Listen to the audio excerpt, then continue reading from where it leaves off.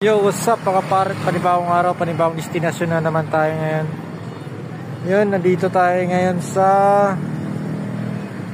Bagumbong. Saranay Road to mga par, Caloocan North.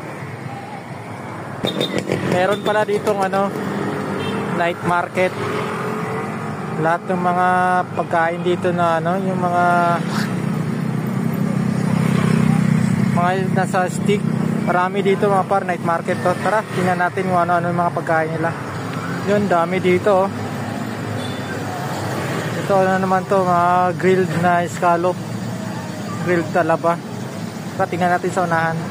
Magkabilaan pala yan. Dito sa kabila, marami rin yan sa kabila. Yan, mahaba yan, buong Saranay yan. Ayan mga par, marami rin mga hotdog. Lalaki ng mga nila, cheese overload na hotdog na mga par. Lalaki. Meron din dito. Ayan mga par, mga big siomai nila may mga upuan pa yun sila dito. Tapos doon may mga mga parking lot pa yung mga motor dyan. Kabilaan yan, sa kabila marami rin sa kabila.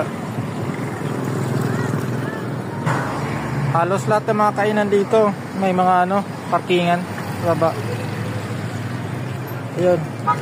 Lalo pa to mamaya, pagdating nito mamaya mga bandang alas 8, mas dadami pa mga to. Yan sa kabila marami rin yan.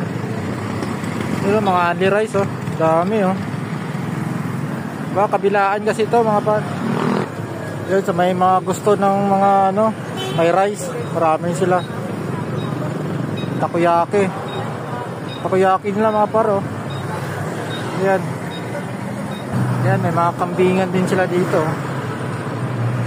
Mga kambingan nila. Marami talaga pagpipilian dito. Lalo pag mamaya, mas dami pa yan lalo mamaya. May coffee shop din sila dito.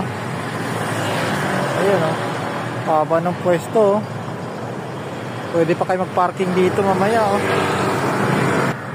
Yan lang mga par. Mas marami pa yung mga kainan dito mamaya pag bandang alas 8, maaga pa kasi. Yung iba di pa nagbubukas, pero mamaya bubukas pa ngayon. Ang daming tao dito lagi. Gabi-gabi ang daming tao dito. Dito lang yan sa Bagumbong, Caloocan North, Saranay Road.